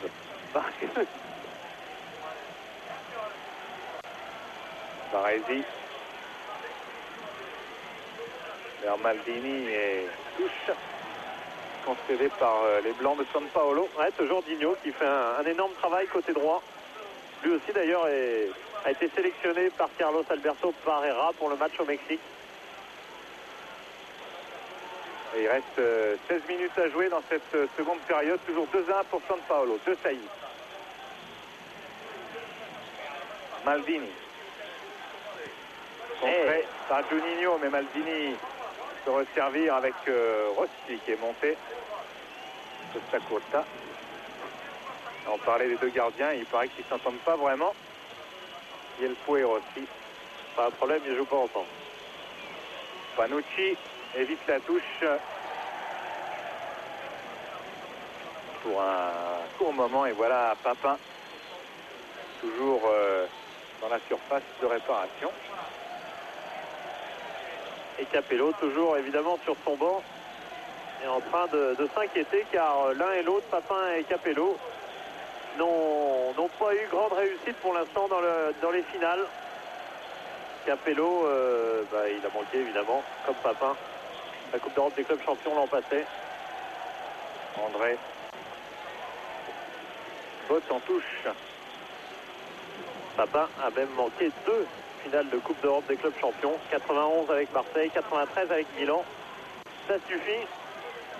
Donadoni qui va centrer immédiatement. Il y a Massaro de la tête. Et Zeti est encore là. Et regardez comme Massaro, comme toujours d'ailleurs dans le calcio, c'est pareil. Il va toujours très vite se replacer. Et Massaro aussi est encore là. Car il fait une sacrée partie aujourd'hui. Et je pense que c'est un replacement judicieux au milieu d'aile qu'a opéré Capello, car il y est plus à son avantage qu'au poste d'attaquant pur. Ouais, Ronaldo de la tête face à Papin n'a pas trop de problème. Leonardo, Juninho. Et Leonardo n'a pas de problème avec le ballon depuis le début de la partie. Il fait quand même de sacrées choses. Encore il lui. vient devant Costa Curta qui aura quand même le dessus et qui est fort, Alessandro Costa Curta. De Sailly, Raducioiu.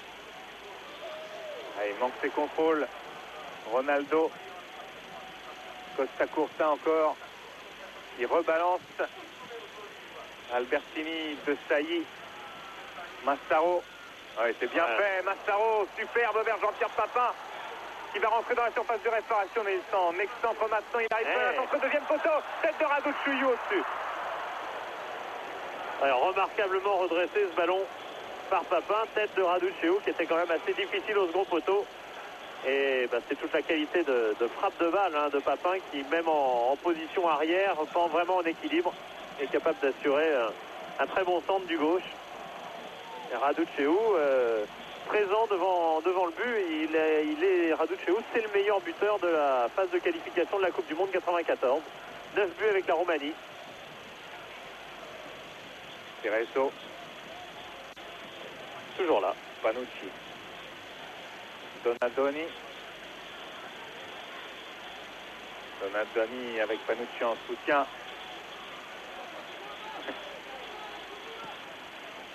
Ressort le ballon vers De Sailly. Massaro.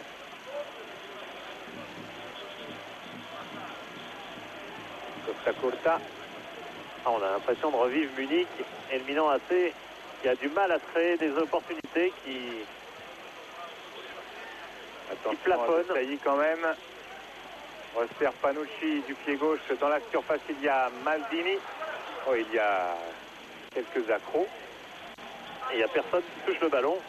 Mais là, il y a un manque d'imagination tangible du côté du Milan AC. Comme à Munich en seconde période.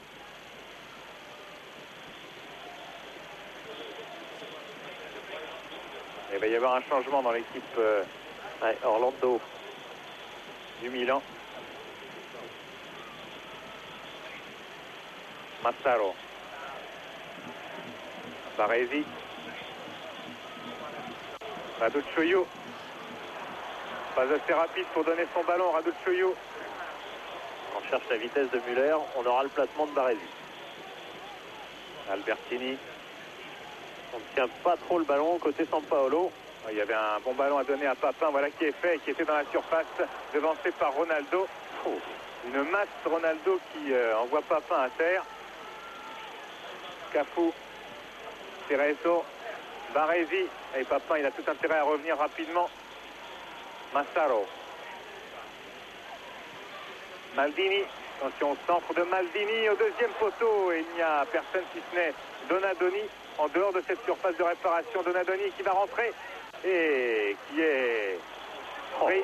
Quel match de Leonardo. Avec un contre Leonardo. Miller à gauche, Juninho à droite, Leonardo, il faut lui donner. Voilà Leonardo à droite encore, ça arrive avec Cafu. Cafu qui va pouvoir centrer, centre à terre. Et Rossi qui n'est pas battu grâce au réflexe de Costa Curta. Massaro qui est revenu en défense pour sauver la touche, qu'il ne sauvera pas. Et Cafu qui a centré devant le but, c'était pas un tir. Et ça a failli aboutir. Le centre de Cafu. Et derrière, il y avait Juninho. Derrière Costa Curta. Et c'est Albertini qui va sortir au profit d'Alessandro Orlando. Attention, Tassotti aussi a l'air de devoir rentrer, mais il faudrait faire sortir un deuxième joueur, évidemment. C'est Raduccio, ça serait étonnant. Ai-je bien vu? C'est Raduccio qui se dirige. Ouais. Par Tassotti, j'ai un doute, non? Pourtant, c'est bien ça. Non, c'est Tassotti. C'est assez curieux de faire rentrer un défenseur pour un attaquant. C'est pourtant le cas. Le vice-capitaine Tassotti, le doyen de l'équipe, 4 mois plus vieux que Baresi, rentre. Il va passer arrière droit. Panucci va passer milieu droit. Et Massaro va passer en attaque. Et Orlando au milieu. Oui, ça ne change pas le 4-4-2 de Capello, effectivement. Cafu, Baresi, jaillissement de Baresi payant avec Orlando. Il faut dire aussi que le Milan AC n'avait pas trop de solutions offensives sur le banc, puisqu'il n'y avait pas d'attaquants. Ils sont tous blessés, les autres attaquants. Ah oui, Laudrup, Simone, Van Basten, ça fait beaucoup. Tassotti. Panucci. Donadoni. Oh, bon ballon pour Massaro, tête de Papin qui égalise. Jean-Pierre Papin qui égalise pour le Milan de partout. Et but de Papin qui a marqué 4 fois en championnat et 4 fois en Coupe des Champions. Superbe encore le travail de Massaro qui a donné ce ballon pour la tête de Papin qui marque. Et pour le Milan AC, 2-2 à quelques minutes de la fin, à 10 minutes à peine de la fin du match. But de Papin, superbe. Et Papin et Massaro ensemble. Papin qui dit souvent avec Simone, je commençais à m'habituer, je m'entends bien. Avec Massaro, j'ai moins l'habitude, mais bon, les faits sont là. Il y a eu entente, en tout cas, au niveau des coups de tête entre Massaro et Papin. 2 coups de tête consécutifs pour battre la défense de Sampaolo, prise donc 2 fois de la partie dans les airs, puisque le premier but était venu également d'une balle aérienne qui n'avait pas été jouée par la défense de Sampaolo. Et voilà le Milan à nouveau revenu au score. Et Massaro, il fait un match absolument exceptionnel, même si là il se fait chipper la balle au dernier moment. Juninho. Quelle passe extraordinaire de Massaro. Dos dans le dos de Papin. Ça va être dur pour San Paolo quand même parce que ils ont fait de très belles actions, ils ont marqué de très beaux buts, mais ils ont eu un maximum de réussite quand même. Et il faut encore aller en marquer un. Attention à Juninho, Costa Curta qui lui enlève la balle de Sailly, qui est en l'air des deux côtés, monsieur qui nous laisse jouer. Juninho face à De Sailly, taclé, fauché Juninho. Centre contré. Et Tassotti est encore là. Avec un retour de Papin qui va en plus profiter de la touche. Et ça y est, Fabio Capello est debout. Relève la tête. Oh, il y la a de quoi tête avec cette tête arrière de Massaro. Double tête absolument superbe. Massaro Papin. Papin qui est de plus en plus fort de la tête depuis qu'il est au Milan. Même s'il regrette avec la succession de matchs de ne pouvoir s'exercer face au but. Comme avant à Marseille. Massaro encore et faire des séances supplémentaires. Il n'a plus trop le loisir de faire effectivement.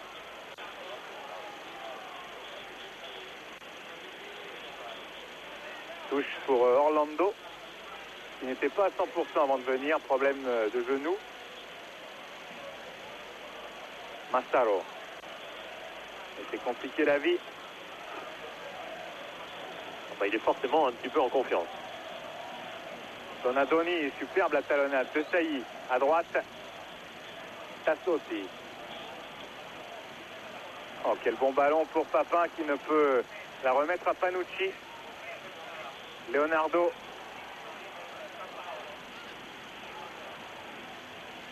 On va entrer dans les 5 dernières minutes. 2-2.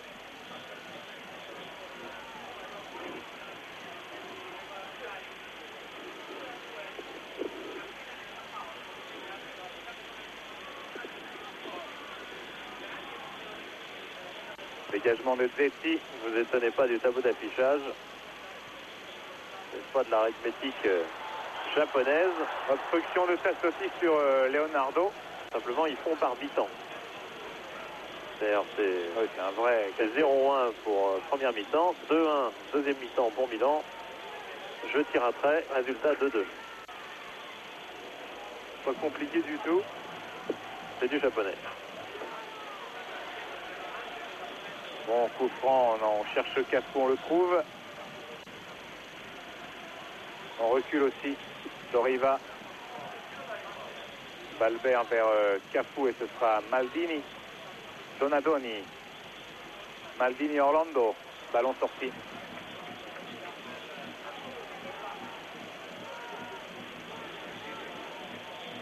Et Cafu, qu'on n'a plus trop vu en deuxième période, normal, San Paolo a beaucoup moins attaqué.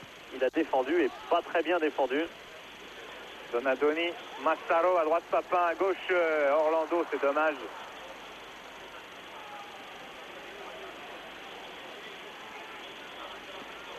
Voilà Jean-Pierre Papin qui n'est pas le premier Français à marquer dans une coupe intercontinentale.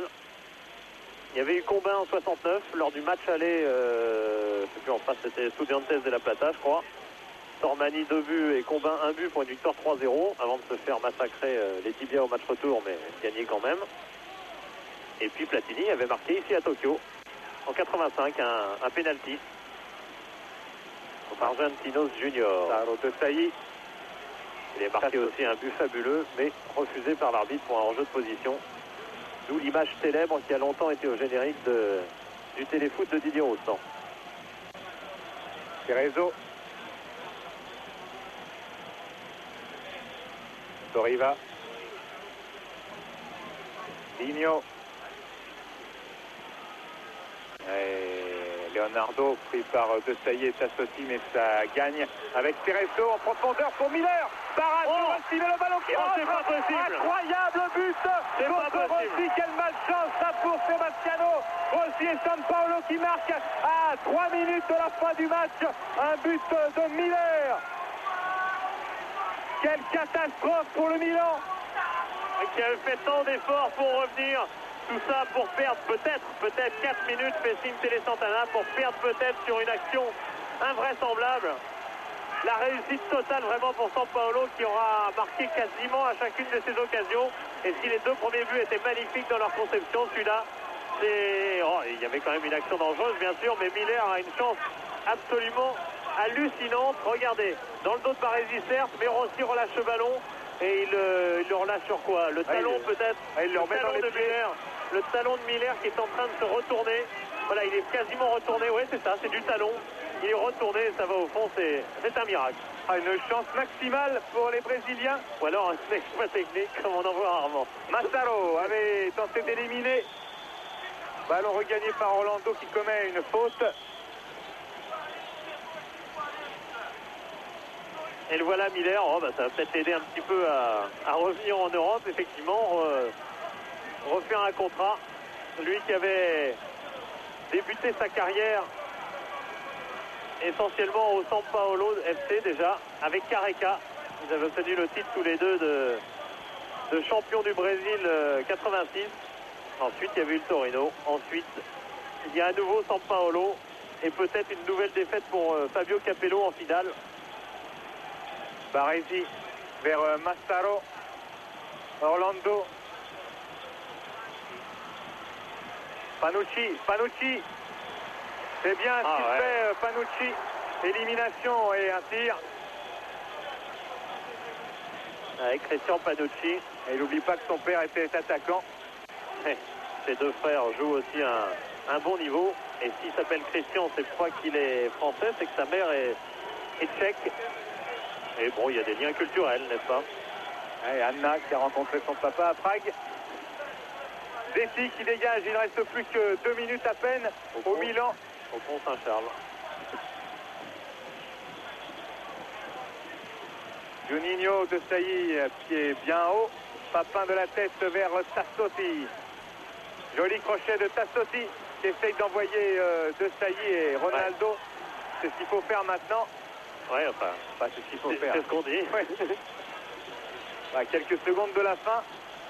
Avec une longue touche de Marcel de Sailly pour la tête de Maldini. Finalement, ce sera un contre de São Paulo avec Leonardo. Il est tout seul face à Tassotti. Il va essayer de trouver à droite personne, si ce n'est Orlando et Baresi.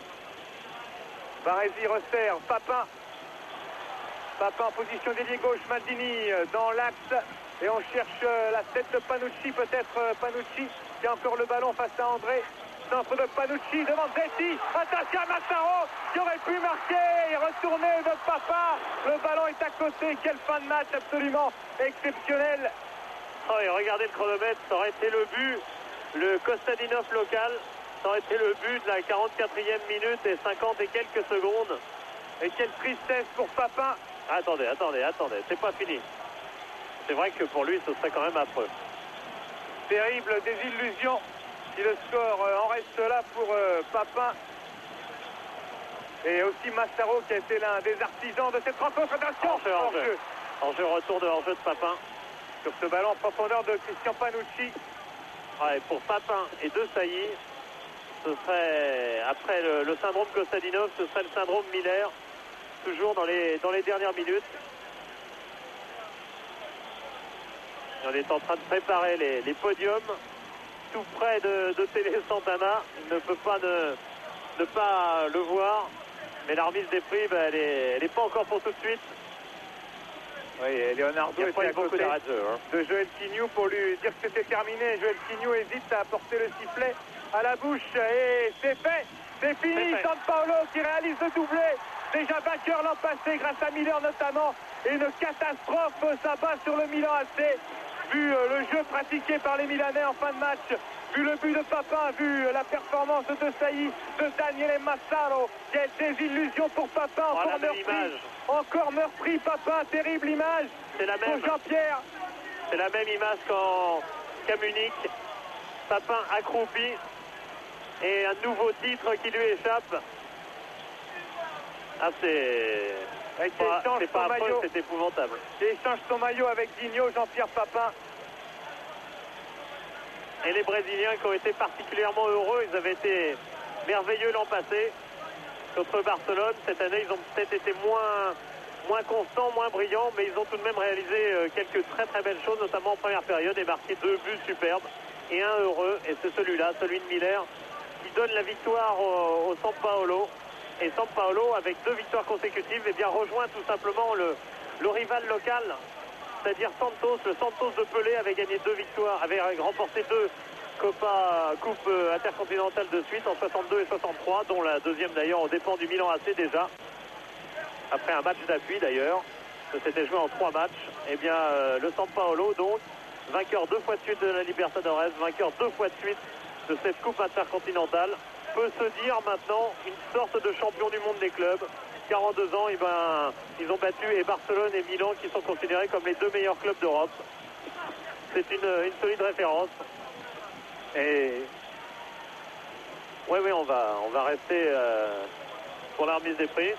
Oui, et le Milan avec Cerezo. Cerezo, et quel talent, car c'est lui qui fait la passe décisive à Miller. Oh, c'est Rossi qui l'a fait, je crois, la passe décisive. Oui, enfin, malheureux Rossi qui n'est pas sorti, c'est vrai, parfaitement peut-être. Ouais, il prend pas la balle.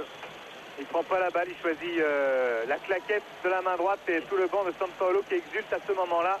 Ça, pour Télé Santana, on ne peut être qu'heureux parce que c'est un entraîneur qui a marqué les Coupes du Monde 82 et 86 où le Brésil a fort bien joué à chaque fois, mais n'a pas été au bout. Et ben maintenant, en fin de carrière, il a la réussite et c'est la même chose qu'on souhaite à Jean-Pierre Papin, qui n'est pas très loin non plus de sa fin de carrière. Et on souhaite que dans sa fin de carrière, il a la même réussite que Télé Santana, qui est en train d'accumuler les titres. Pour Papin, pour l'instant, il manque malheureusement l'essentiel. Oui, et c'est Panucci qui disait que c'était vraiment un rendez-vous prioritaire, cette Coupe intercontinentale, parce que fascinant, puisqu'il se déroulait au Japon, à Milan, qui reviendra en tournée dans ce coin-là du 20 mai au 10 juin, et puis qui va multiplier les matchs. Match de gala de Noël, match de championnat. Voilà Mario Yel pour la doublure de Rossi avec Jean-Pierre Papin, qui va retrouver le championnat italien le 23 décembre contre l'Udinese. Et puis la Coupe d'Italie où le Milan doit absolument éliminer Piacenza, le promu. Voilà Franco Baresi, ouais. capitaine. On attend toujours de sa 10e coupe. 9 seulement, si j'ose dire, avec le Milan AC. Et Papin qui avait... Oui, on est en deuil évidemment du côté du... Ah, c'est le frère, non? Bon, je suis pas certain. Mais on est... Certains spectateurs, en tout cas, sont pas forcément heureux du résultat.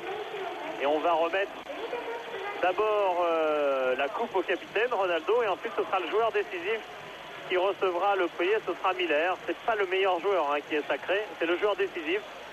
Michel Platini en 85 avait reçu ce prix. Lui, il avait été en plus le meilleur joueur de la partie. Il avait marqué un pénalty, dans la série des tirs au but que les Brésiliens ont évité en dernière minute grâce à Miller. Ils reçoivent ce trophée. Et à propos de joueurs décisifs, bien du côté du Milan, c'était l'actuel Doriani de la Sampdoria, Evani, qui avait été récompensé en 89, et Rijkaard en 90 qui joue à l'Ajax. En règle générale, c'est les buteurs.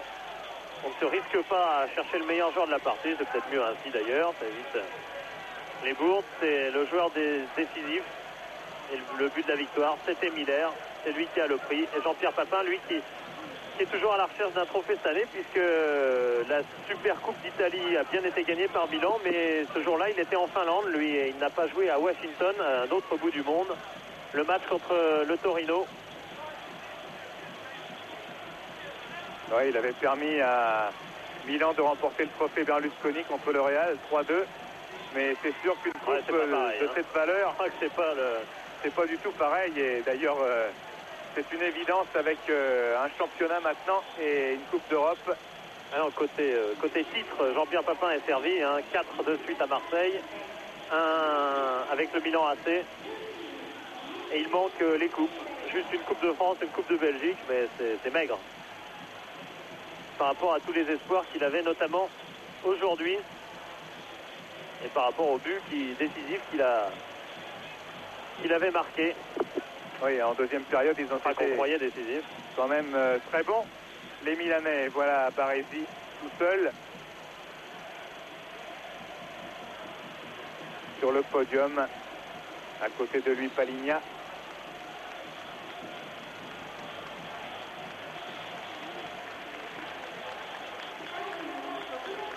Voilà, un bras croisé.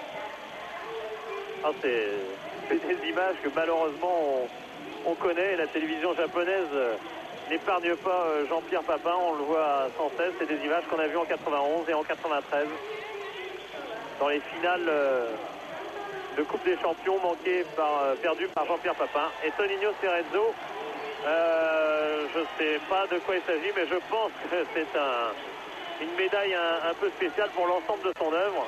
Car Cerezo, l'âme du junior, tout content d'avoir ses récompenses. C'est lui qui va toucher la voiture apparemment. Alors je ne sais pas si c'est... Ouais, en fait, voilà, ouais, bon, on s'était complètement trompé tout à l'heure. Voilà le prix du joueur décisif, c'est lui, c'est Toninho Cerezo. C'était pas tout à fait la même coupe que tout à l'heure brandissait Miller. Le joueur décisif, c'est Toninho Cerezo, est récompensé à 38 ans et il pense jusqu'à 40. Hein. Ouais. Et ensuite entraîneur parce qu'il a ses diplômes et en Italie et au Brésil. On en reparlera de Toninho Cerezo. C'est en tout cas un monument qui a aidé São Paulo à être champion aujourd'hui. C'est le roi du Japon, hein, les Brésiliens. Ils ont totalement envahi le championnat japonais qui est plein de Brésiliens et des bons. Hein. Il y a Nico Careca, par exemple. Oui, Ramon Diaz, argentin, ouais, qui est meilleur buteur du championnat. Un championnat qui va passer à 12 clubs l'an prochain et où il n'y a pas de match nul, il faut gagner chaque match. Championnat d'hiver, championnat d'été et puis ensuite les deux vainqueurs se rencontrent par match aller et retour. On a parlé de Papin, on n'a pas parlé des autres Français, et même s'il y a le tour d'honneur, il faut quand même citer Marcel Desailly qui était le seul Milanais à mériter vraiment directement sa place aujourd'hui, car ne l'oublions pas, Marseille est toujours champion d'Europe. C'est simplement l'UEFA a considéré que comme il y a eu une atteinte à la morale en quelque sorte, eh bien, il a enlevé Marseille de cette Coupe intercontinentale. On ne jugera pas si c'est juste ou pas. En tout cas, Desailly était le représentant de Marseille. Eh ben, il n'emporte pas le titre. Quant à Joël Quignou, eh ben, 10 ans après Michel Vautreau, eh ben, il arbitre encore une finale remportée par un club brésilien. C'était déjà le cas. Et avec Michel Vautreau, c'est le sélectionné pour le mondial américain qui s'en est très bien sorti dans ce match. Enfin, victoire donc de São Paulo, victoire finale sur le Milan AC. São Paulo qui brandit sa coupe. Voilà, et ben, c'est l'occasion de vous souhaiter une excellente matinée, même si l'heure française n'a pas été au mieux. Pour les Français, n'oublions pas de citer le pauvre Platini, étalon de 4 ans qui a terminé sa carrière à Tokyo au mois de novembre. C'est pas l'année des Français à Tokyo alors finalement. Bonne journée, à bientôt. Allez, bonne journée. Me gusta el fútbol, los domingos por la tarde, la mayor de mis aficiones. Me gusta el fútbol, con los gritos y los goles se desatan las pasiones. Me gusta el fútbol. Afflelou et moi, on est fous de foot. Me gusta el fútbol en casa. On est fous d'Afflelou.